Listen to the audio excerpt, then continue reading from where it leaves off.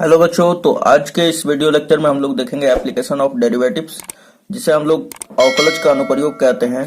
और इसमें हम लोग एक्सरसाइज 6.5 को ही कंटिन्यू करेंगे, ठीक है। और इसमें जैसा कि हमारा प्रश्न 11 तक कंप्लीट हो गया था, और इस वीडियो में हम लोग प्रश्न संख्या 12 से 14 तक देखेंगे। तो चलिए स्टार्ट करते हैं। चलिए, तो प्रश्न संख्या हमारा 12 क्या कह रहा है कि क्लोज इंटरवल दिया है कि 0,2 पाई पर x प्लस साइन 2x का उच्चतम और न्यूनतम मान ज्ञात कीजिए, है ना।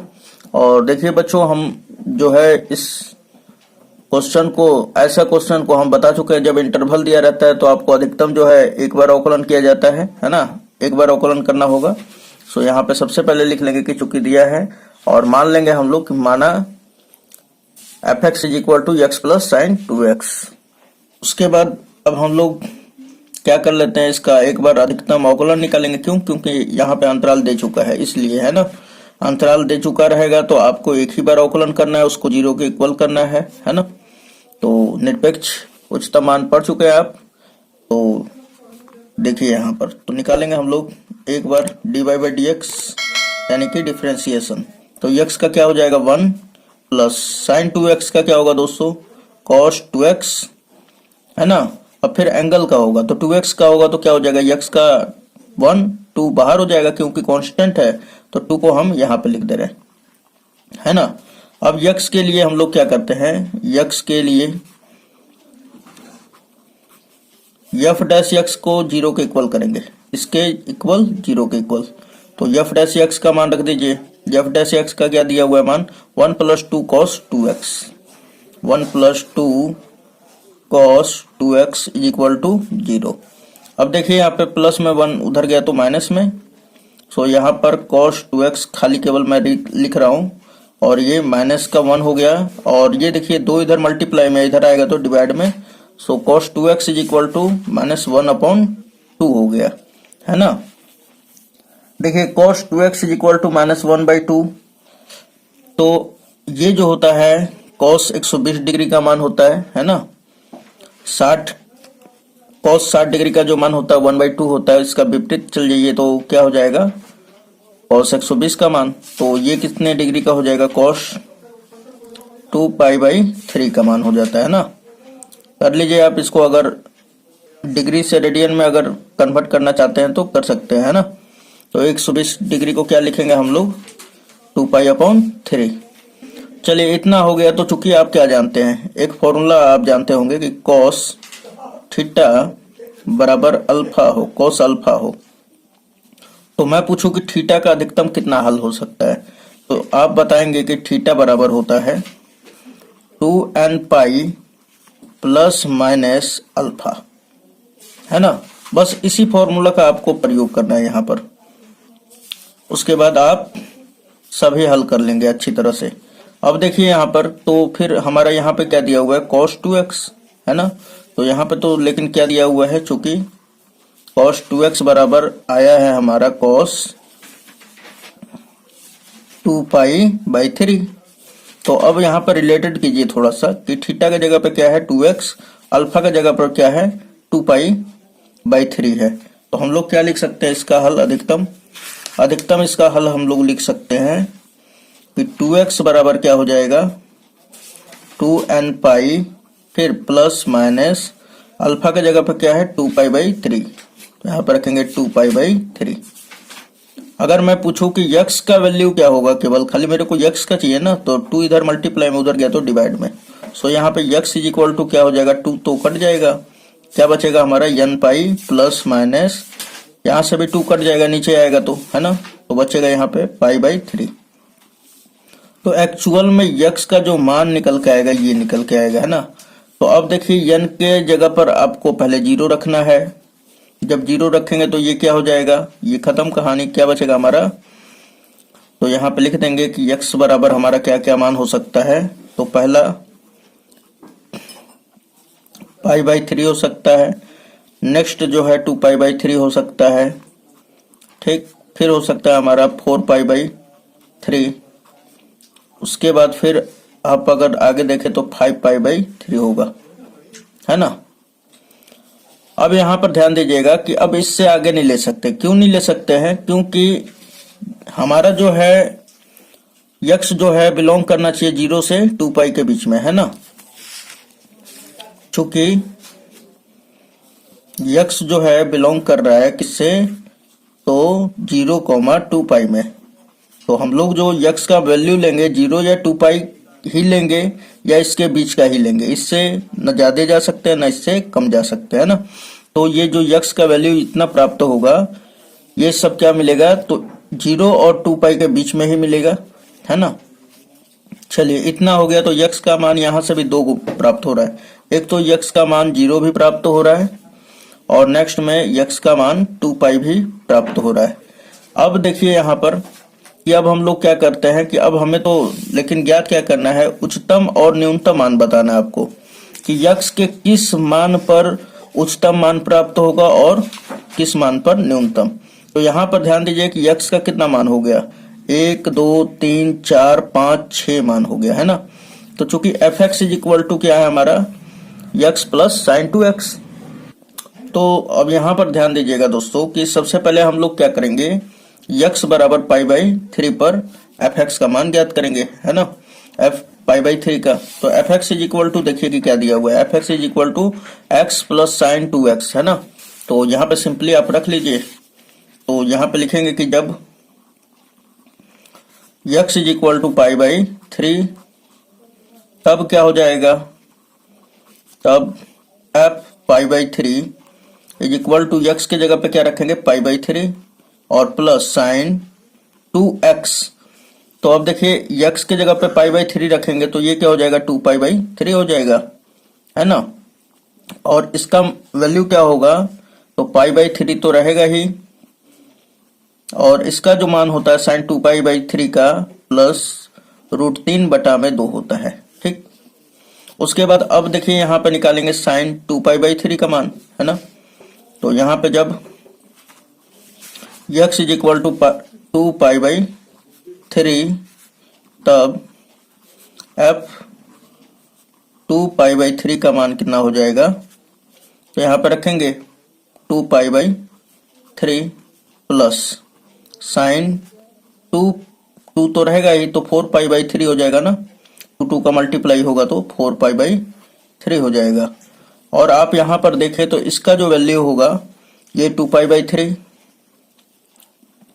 और यहाँ पे माइनस इसका जो मान होगा माइनस √3/2 हो जाएगा, ठीक। चलिए जब यक्स का वैल्यू जब यक्स बराबर हमारा नेक्स्ट तीसरा लेते हैं 4π/3 तब यफ 4π/3 इज इक्वल टू क्या हो जाएगा? 4π/3 प्लस साइन, और यहाँ पे देखिए कि यहाँ पे तो 2 पहले ही से है ना, क्योंकि साइन यहाँ पे क्या लिखा हुआ है? Sign 2x। तो 4 का जब मल्टीप्लाई कर देंगे तो क्या हो जाएगा? साइन 8π/3 और इसका मान क्या होगा? तो ये 4π/3 और यहाँ पर इसका जो मान आएगा प्लस का √3/2।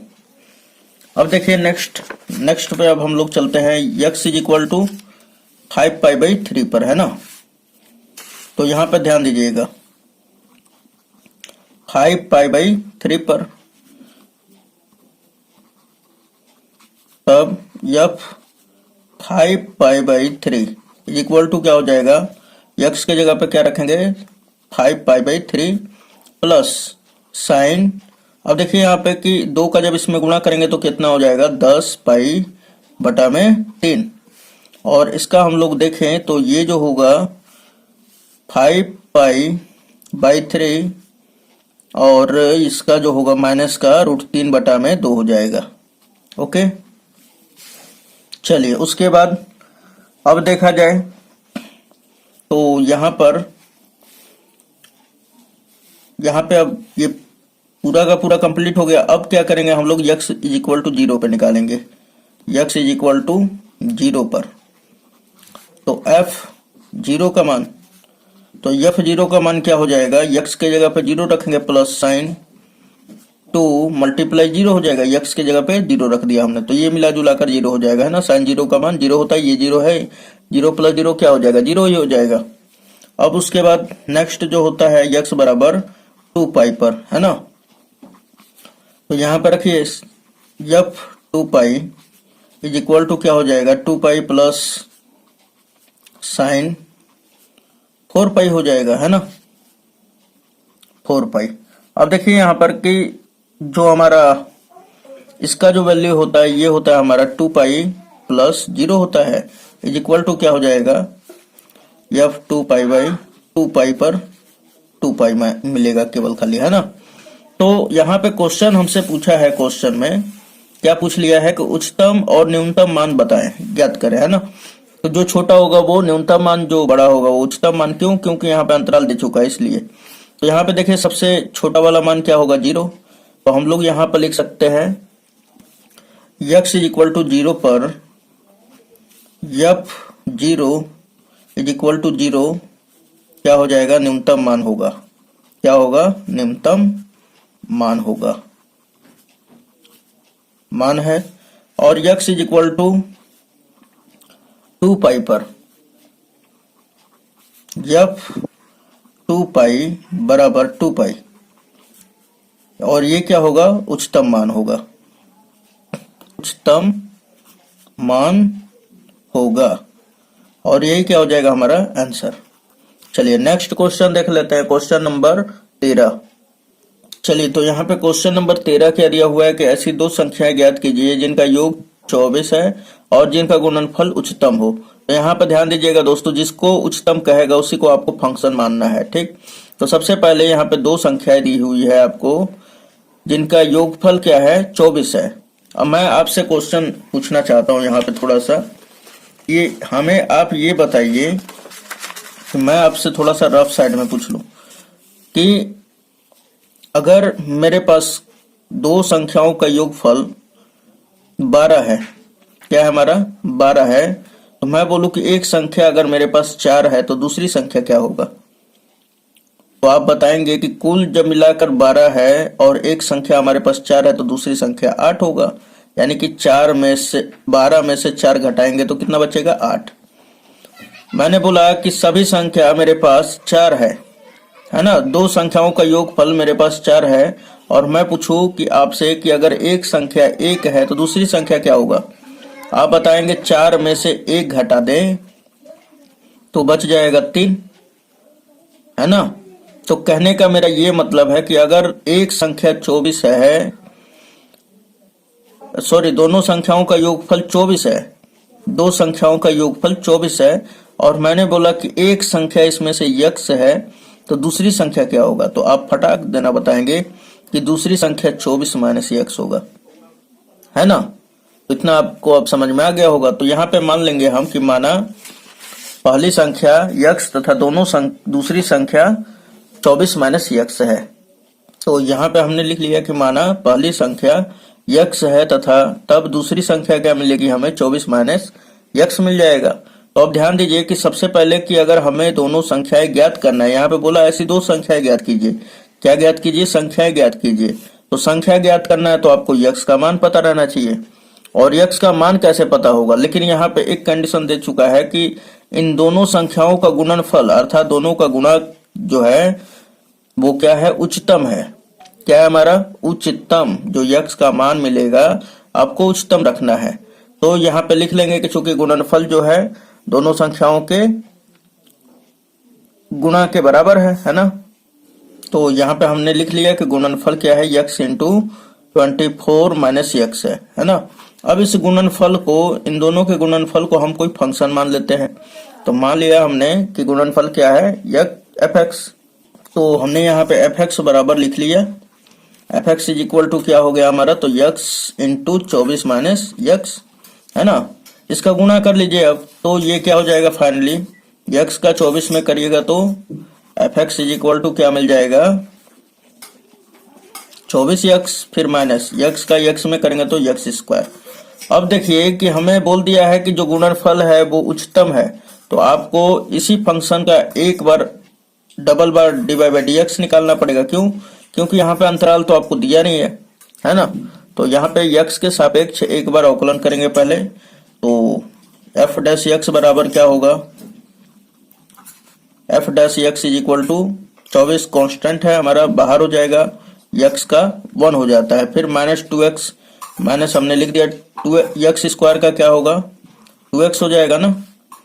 तो यानी कि हमें क्या मिला, f dash x is equal to 24 minus 2x। Again differentiation with respect to x, तो f double dash x is equal to 24 क्या होगा 0 हो जाएगा, और हमारा बचेगा क्या 2 जो है कांस्टेंट बाहर, x का क्या हो जाएगा 1। अब सिंपली आप देखें तो माइनस 2 ही खाली केवल f डबल डैश x का मिल जाएगा मान, है ना। अब देखिए x के लिए क्या करते हैं हम लोग, तो x के लिए क्योंकि हमें तो x का मान चाहिए ना, x के लिए x का मान ज्ञात करते हैं, तो f डैश x को 0 के इक्वल कर दीजिए। चलिए 0 के इक्वल कर दिया, f डैश x का मान क्या है, तो 24 minus 2x is equal to क्या 0। तो मैं पूछूं आपसे कि 2x इधर चला गया, माइनस में इधर गया तो प्लस में, तो x का मान क्या आएगा 24 बटा में 2, यानी कि x का मान 12 आ जाएगा, है ना। अब ये जो है x का जो वैल्यू x बराबर 12 आया है, ये उच्चतम है कि न्यूनतम है ना। ये अगर उच्चतम होगा तभी आपको ज्ञात करना है x, और पहली संख्या x और दूसरी संख्या 24 माइनस x ज्ञात करना है ना। तो अब क्या करते हैं, x का जो मान है डबल dy बाई dx में रख देंगे। ये क्यों रखेंगे, क्योंकि हमें क्या ज्ञात करना है, उच्चतम बिंदु पहले प्राप्त करना है, ठीक ना। ये जो x का मान है ये उच्चतम बिंदु है, तो हम लोग क्या कर लेते हैं कि f डैश डबल डैश में x के जगह पे 12 रखेंगे इज इक्वल टू, यहाँ पे अब देखिए यहाँ पे अगर आप यहाँ पे 12 रख रहे हैं तो ये क्या मिलेगा -2 ही, क्योंकि इसके साथ कोई भी वेरिएबल नहीं है ना, तो -2 ही मिलेगा। तो ये कैसा हो जाएगा, तो यह उच्चतम बिंदु है। कैसा बिंदु है, उच्चतम बिंदु है। उच्चतम बिंदु हो गया, ठीक, जिनका गुणनफल क्या हो उच्चतम हो, तो उच्चतम बिंदु हमने सिद्ध कर दिया। अब यहाँ पर ध्यान दीजिए कि हमें तो क्या ज्ञात करना है, पहली संख्या और दूसरी संख्या ना। तो अब हम लोग x का मान क्यों रखेंगे f में, कोई जरूरी थोड़े ना है ना। तो चलिए अब हम लोग निकाल लेते हैं, इसलिए पहली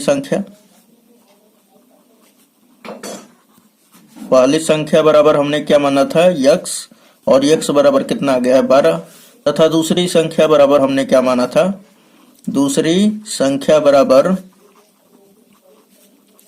24 माइनस x, 24 रख देंगे, x का मान 12, तो ये भी क्या मिल जाएगा हमें 12 ही मिलेगा, है ना। तो यही हमारा क्या हो जाएगा दोस्तों आंसर। चलिए क्वेश्चन नंबर 14 देख लेते हैं।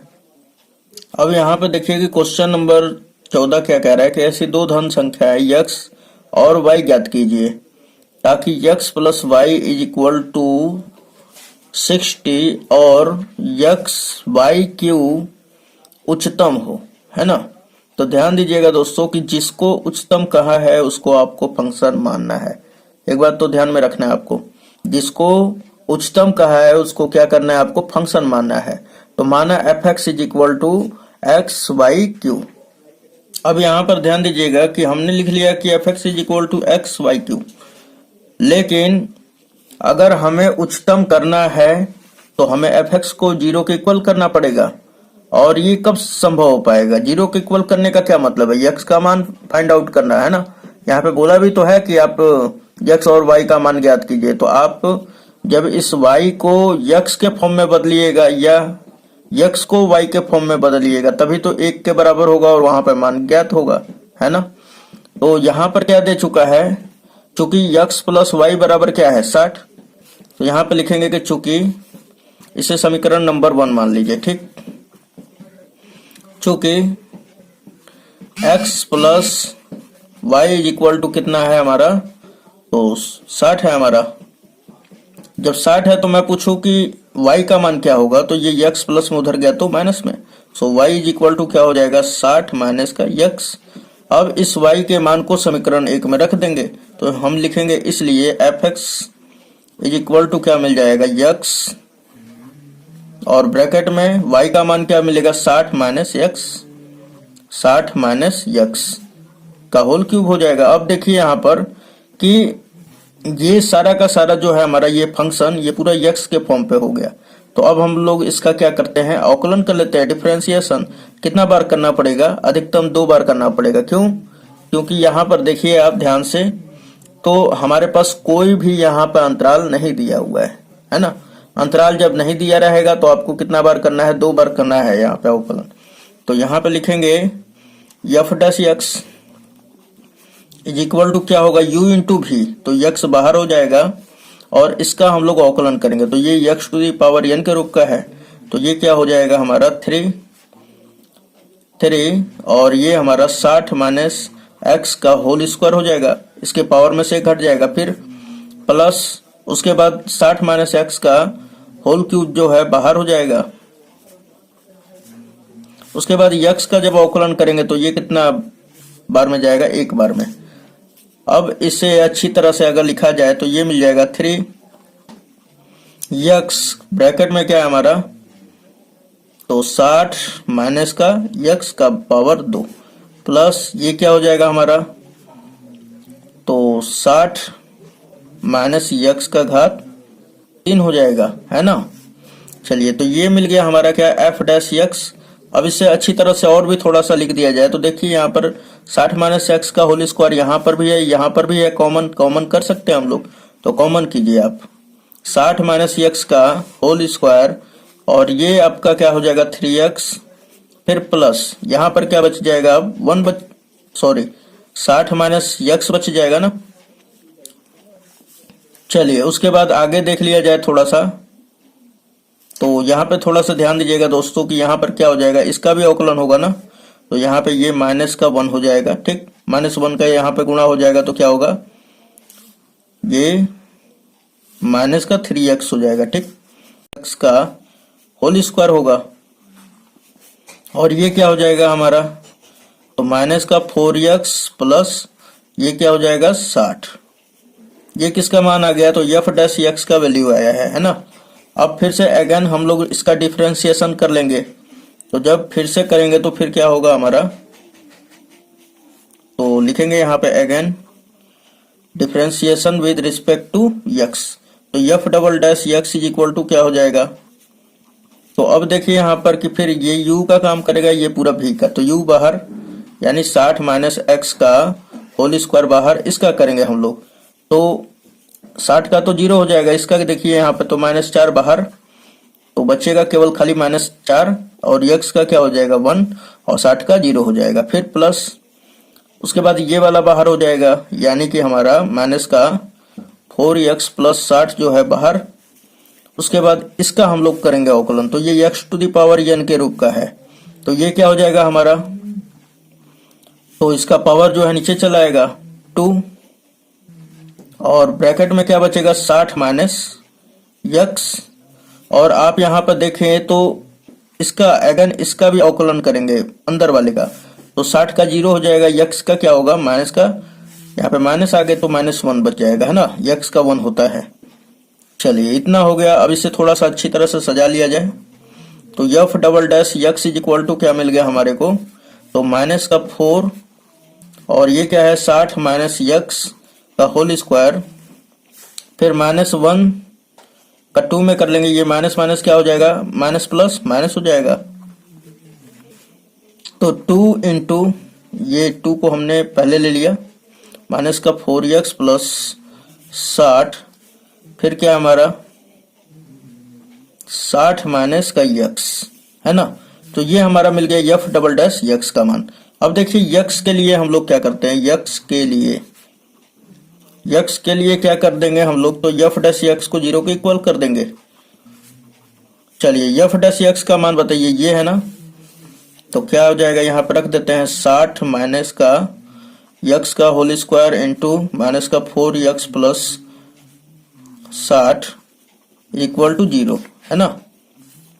अब देखिए हम लोग पहले तुलना करते हैं, तो इसको हम 0 के इक्वल करते हैं, तो यहाँ पर लिखेंगे इसलिए 60 माइनस x का होल स्क्वायर जो है यहाँ पे आप अच्छी तरह से देख लीजिए, होल स्क्वायर जो है 0 के इक्वल है, तो स्क्वायर भेज देंगे तो रूट इस पे चढ़ेगा तो 0 पे कोई प्रभाव नहीं पड़ता है। सो यहाँ पर देखिए आप तो यक्स का मान जो है 60 आ जाएगा। क्या आएगा यहाँ पर, एक तो यक्स का मान 60 आ गया। नेक्स्ट में इसको अगर आप 0 के इक्वल कर रहे हैं तथा -4x प्लस 60 बराबर 0, तो यहाँ पे क्या मिलेगा, प्लस में है तो उधर गया माइनस में, है ना। तो यहाँ पे लिख ही लेते हैं, माइनस का 4x is equal to minus का 60, माइनस माइनस कैंसिल आउट, 4 से इसे कटाइएगा तो 15 बार में, है ना। तो यहाँ पे x इज इक्वल टू क्या मिल गया, 15। तो x बराबर 2 मान मिल गए। x का मान जो है एक मिला हमें 60 और दूसरा मिल गया 15। एक चीज और हम आपको बता दें कि अब x के मान को हम लोग रखेंगे किसमें, तो f डबल डैश x में रखेंगे हम लोग, है ना। तो अगर हम लोग x का मान 60 रखते हैं, x का मान 60 रखते हैं, तो यहाँ पे रखिए 60 में से 60 घटेगा तो 0, फिर यहाँ पे देखिए 60 में से 60 घटेगा तो 0, तो ये पूरा पोर्शन भी 0 और ये भी 0, तो यानी f 60 का मान कितना मिलेगा, 0 मिल जाएगा। तो 0 पे तो न तो उच्चतम होता है और ना ही न्यूनतम होता है ना। तो 0 पे क्या होता है, x बराबर 60 जो होगा, ना तो फलन हमारा उच्चतम होगा ना ही न्यूनतम होगा। अब देखते हैं हम लोग x इज इक्वल टू 15 पर, है ना। तो यहाँ पे रख देंगे, बोलेंगे यहाँ पर x इज इक्वल टू 60 पर f 60 इज इक्वल टू 0, न तो उच्चतम और यहाँ पर देख लीजिए, और न तो न्यूनतम बिंदु है, ठीक, न्यूनतम बिंदु है, न तो न्यूनतम बिंदु है। तो x बराबर 15 क्या है, तो अब इसका जांच करते हैं हम लोग, है ना। तो इसके लिए हम लोग लिखेंगे, अब थोड़ा सा मैं ले लूं अब x इज इक्वल टू 15 पे अब बात किया जाएगा, है ना। x इज इक्वल टू 15 पर आप यहां पर रख देते हैं f डबल डैश x पर, f डबल डैश x पर, x के जगह पर 15, तो आप पाएंगे ये माइनस का 8100 पा जाएंगे, ठीक है। इसको हल अगर आप कर लेते हैं तो कितना आ जाएगा, माइनस का 8100। तो यहाँ पे हम लोग लिख लेंगे कि ये उच्चतम बिंदु है ना, उच्चतम बिंदु है। जब उच्चतम बिंदु है तो इसलिए संख्याएं क्या हो जाएगी, इसलिए संख्याएं x और y का मान ज्ञात करना था। तो यहाँ पर x का वैल्यू क्या है हमारा, x का तो मान हमें मिल गया है 15, है ना, और दूसरा हमें निकालना है y का मान। तो यहाँ पे देखिए कि y का मान कितना है, 60 माइनस x, तो इसलिए यहाँ पे लिखेंगे y is equal to 60 minus 15 x के जगह पर, तो ये हो जाएगा 45, और यही क्या हो जाएगा दोस्तों, आंसर। तो चलिए मिलते हैं नेक्स्ट वीडियो में, धन्यवाद।